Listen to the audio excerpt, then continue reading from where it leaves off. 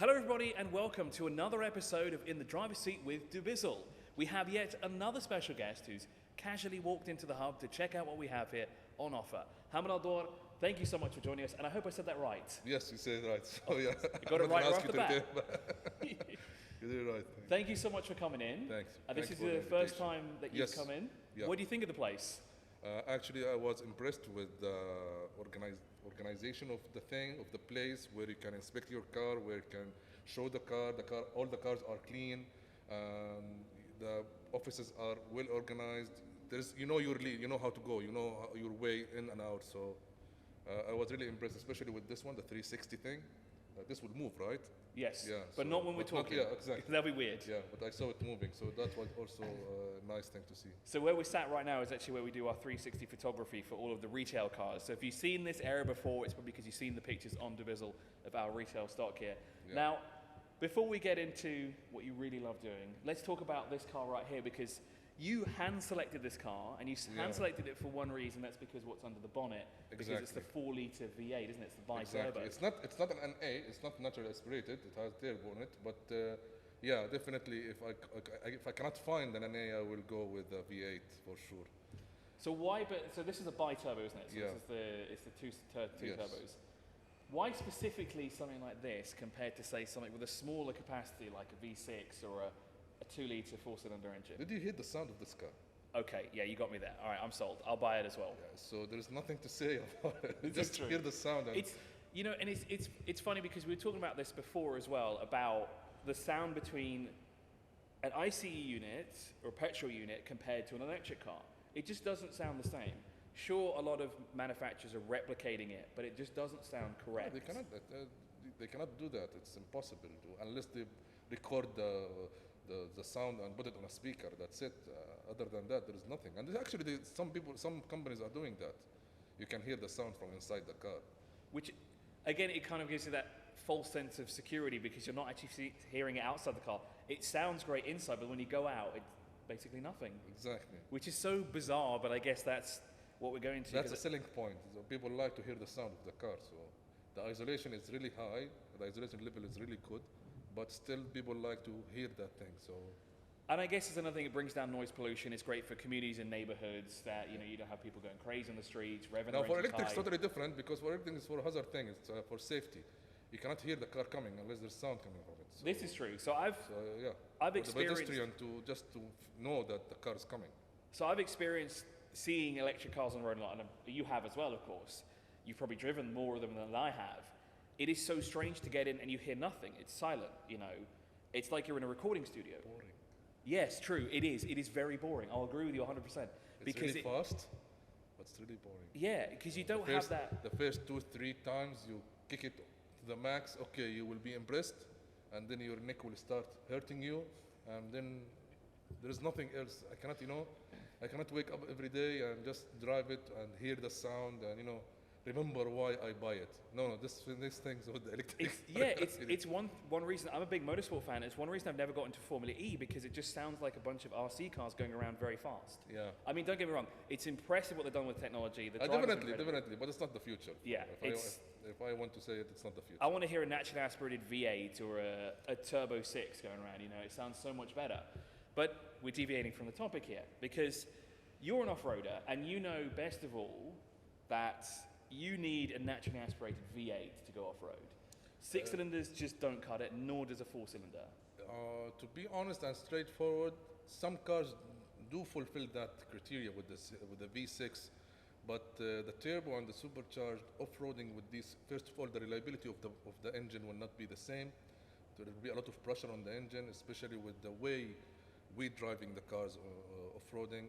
And the other thing is you need to build a relationship with your NA engine. The supercharged or the turbocharged engines, they are not sync with you because they have their own mind of when the turbo boost to come, when the supercharged boost to come. So you need to build a relationship with the engine, and you need to know how much to press on the pedal, and so it's not the same. It's not the same with the NA. Yeah, and also modifying the car is much easier. It's also much easier to fix as well if something goes wrong. Exactly. Because if you break a turbo, you break a supercharger. It costs you like a portion just to fix it. So Exactly. It's the reason why we still see cars like the 76. And again, the heat things, man, the heat. Yeah. See, even if you are testing the car, even if you are pushing it to the maximum, as long as you are shifting the gears, the speed of the car is going up, so the engine is being cooled properly. Off-roading, the issue with off-roading that usually we are stuck with a certain speed with a first or second gear only, and we are keep pushing the car to the maximum. So there is no, good amount of air coming inside the engine. You are pushing the car to the maximum all the time. The rev is at the top all the time.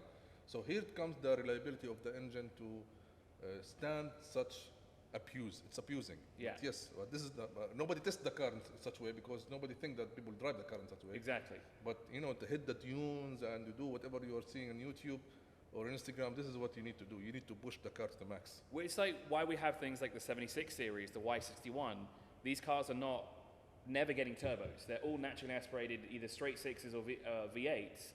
And if these things break down in the desert, you can fix them relatively quickly and cheaply. Yeah, it happens to me actually. Yeah, we fixed the car. We fixed it just to get out of the desert. Then you can put it in recovery and send it wherever you want. How did you break the car, first of all? Well, it's much easier to break a car in the desert, actually. There is a lot of options how to do that. But with me, one of the ring and pinion front diff got broken because the car was stuck. And then when my friend tried to pull it, he pulled it from a wrong angle. So the diff just went crazy and the ring and pinion just got broken. I used a Wrangler then. So the ring and pinion just got smashed. And we were at the Saudi Arabia boundaries. Okay, so there's no garages nearby. Literally, we are in the borders. Literally in the borders. So we don't have anything to do but to, deflate the tires and I will drive it manually. And I will drive it like in two-wheel drive, not four-wheel because the four-wheel is not working anymore, but the front diff is not there. And just, hit the dunes as fast as possible just to get out from there to go to the street. To be able to put it in recovery or something. How long did it take you to get out of the desert? Like how deep were you inside the desert? With the shortcut we took, the high speed we were driving, it took me around 40 to 45 minutes. And on two-wheel drive as well? Yes. So it was at the front or the back that was being powered? Exactly. Which one? So the front was dead, خلاص. So so at least you had the back to push you up the dune. You didn't have the power, because I can imagine if it was the other way around, that would have been a lot more difficult. You're putting even more strain on you the cannot front do of the that. car. Actually, if it's all the way around, you can't do anything. Wow. See, I don't have any experiences off-roading. I think I've been off-roading twice in my life driving, a few times non-driving. And the first time I ever went, I was thinking to myself, I'm going to be the guy that gets stuck. And amazing enough, getting stuck is not wrong, actually. I was amazing enough the only person not to get stuck. Yeah, getting stuck is not wrong. It's actually teach you what you did wrong and how to get yourself out by yourself. Do you think you'd be able to take one of these off-road? Yes, but you need to, don't tell me that I have to pay for the front bumper. And of course, the rear bumper. I'm not responsible. Everything. This would have to go, the rear bumper would have to go. Yeah, but by the way, I think it has hydraulic on it, so it can be lifted. But by the way, it's very powerful. Huh? Of course. But again, see, all the cars all the off-road, or all the 4x4 cars can go off-roading. Any car can go off-roading. The point is, when you get out from the desert, what are the signs you have it in your dashboard? This is the reliability of the car, really, and this is how the car can, if I take certain car, I don't want to say the name, and went and hit the dunes, and the car is very powerful with a lot of technologies and etc. And then it cost me $25,000 to fix it after that trip. Then that's not reliability. That's disaster. It's not a car built for off-roading. Other car, I take it, I do the exact same thing, and I just went up and put the fuel in it, and I'm back home. There you go. So this would, you basically have to take everything off. I think you'd have to move the radiator up a bit as well. Man, so it looks like it's a little low. This one, actually, see, if you are driving it slowly, you can do a lot of things. But don't go crazy, don't hit the dunes and and rock crawling and these things and wadi hatta and whatever these things. No. But it's very powerful engine, man. This don't underestimate it. This will take you everywhere. Really. There you go. Buy a GLE. Just don't. If you're gonna do it off-road, do it moderately. Don't go crazy. Yeah. Rocky trails, yeah. Sand dunes, very light ones, saying like half desert, but don't even take it that far off the road because you will probably do something to the car. Exactly. Because obviously these are not, I don't want to say they're not proper four-wheel drive systems, but they're kind of more catered towards all-wheel drive. And a lot of them don't come and a with lot of people diffs don't either. understand what the difference between the all-wheel drive and the four-wheel drive system. It's not the same. The torque is not the same. The power distributed on all the wheels is not the same.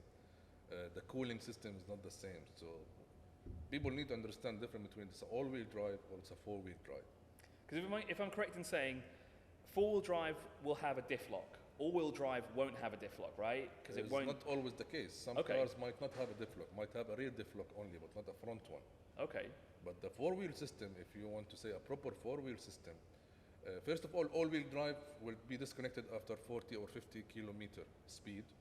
When you reach 50, I think, or 60, depends on the car, it will be disconnected and the car will be rear-wheel drive only, or front wheel, depends on the car.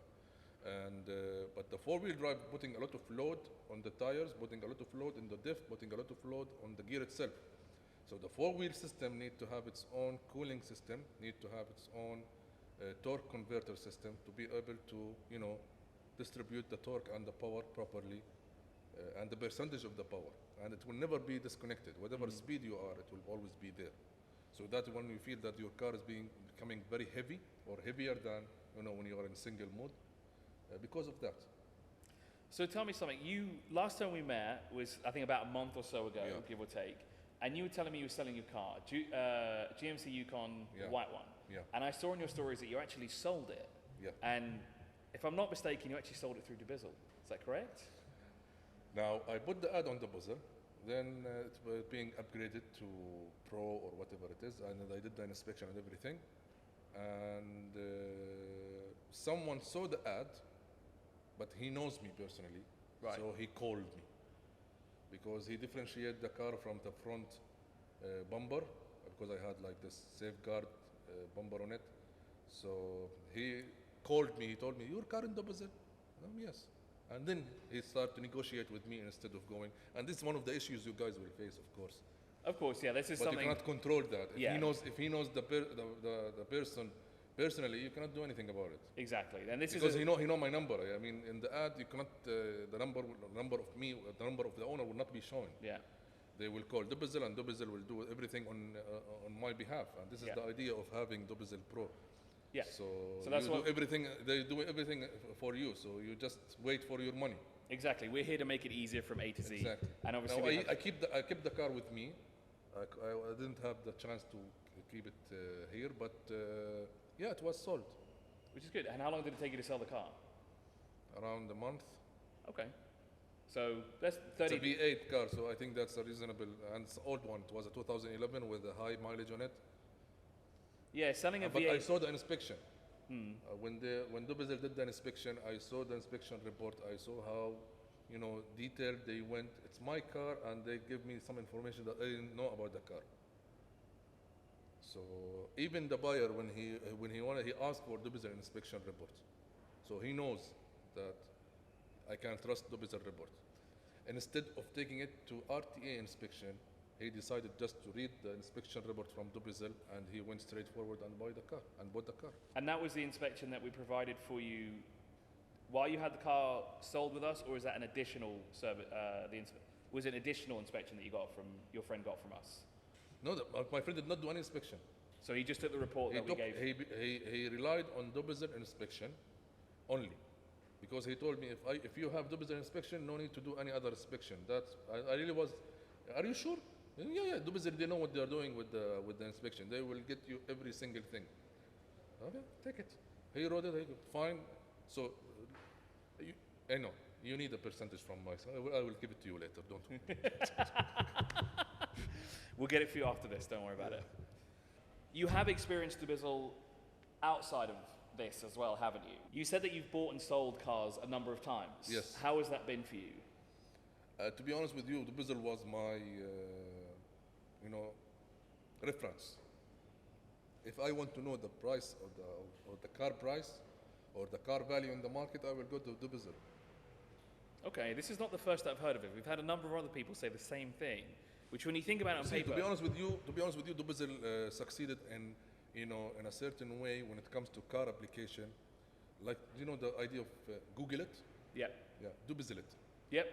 It became a coined term, Yeah, oddly so enough. that's to be, or either we like it or not. Some people maybe had different experience, but this is a fact. Dubizzle became reference to people, for people to know the price range of their cars. If they decided to buy cars, let's see how much are the cars. Now, what I don't like about it, that there is a lot of traders that inside it that maybe will, you know, not give you the right value of the car. Because at the end of the day, they put a price, but when you go and negotiate, they can go way down, and you know, it does not reflect the real value of the car on the website. But having an application, an easy application, these things with the notification and everything. So yeah. Great. Well, it sounds like you had a good experience. Actually, to be honest with you, yeah, I never had I even sold something, home furnitures. I sold it through dubizzle. And it went like this, you know. That's always great to hear that that people are selling Even their I items fast. sold a Lego man once. A what? Lego. How fast did you sell a Lego set? Well, I just took a picture of it. It's for sale. I did not open it. I had the box Okay. of the Lego. I did not open it. I did not do anything with it. It's for sale. Which one did you sell? I will not tell you because the company will will put me in. Okay, I know which one it is. I know which one it is now. But yeah, it went in 2 days, man. So that also give you an idea that people not only look for cars in dubizzle, they look Yeah. for everything. This is a fact. Now I see a lot of competitors with different names and different applications, and they rely on dubizzle. Yeah, I mean, everywhere you go and everywhere you see it, everyone you talk to, you have to essentially use dubizzle in a way to get rid of, or not. I don't want to say. Let's not say get rid of, but if you want to buy or sell anything, it's always the first one that everyone says. You know, it's like, have you tried dubizzle? Have you put it on dubizzle? You know, did you check dubizzle for this? I mean, I found myself recently buying a fridge and a washing machine. Yes. And now there is some certain cars that you cannot find in dubizzle or sell it in dubizzle, like for example the classic cars. Yeah. No, that's not your thing. 'Cause it's a very niche market, isn't it? You Yeah, know, it is. It is, and whoever is buying classic will not go to a website. They will go to a specific Instagram accounts or through connections. Yeah. To find out a classic, because other than that, the car will not be able. You cannot be able to inspect the car, man. Because I'm doing the same thing, and I'm still waiting for you to call me about the Volvo 850. Because I myself am looking for a classic car, and I know that there's. Good luck for that. Yeah, I know. I'm never finding one. The best I found is a standard one, which was red, and it was a 3LT, and it had every light on the dashboard. And I thought, you know what? No, I'm not buying this car. I'm not going to waste the money on this. I would prefer to find the T5R. Yeah, you can do. You will have to spend on it. You will have to work on it. But I mean, a decent amount of money, not unless you are getting it for almost free. Then work on it. Yeah, that's true. Well, thank you so much for joining us for this episode. Thanks. We're glad that you had a great time in here. You're always welcome to come back. I'm looking for a car now. You said the Tahoe, right? Tahoe or Yukon, 2016 model. Tahoe or Yukon. So that was before the face change, wasn't it? No, it's after the face change. But I don't go with the first year of the face change. Okay. Because 2015 was the new generation of that then. But I don't go with the first year of changing the generation. So I usually go with the second year. Why? A lot of recalls will happen the first year. Okay, that makes sense. Yeah, you're right. Because it's not usually just the face that changes. It's a lot of things that get changed. Yeah. You know, it's just. So and then I'm waiting your call. All right, no problem. I've got your number. I'm doing an ad for free now. Yeah. I want a 2016 Tahoe or Yukon, low mileage. Edit all that out. No one's giving it to us, but it's all right. Leave it in. It's fine. Thank you so much for joining us, and we hope to see you soon. And hopefully, we'll have that Tahoe for you one day. Looking forward to it. Thank you for watching, and we'll see you next time.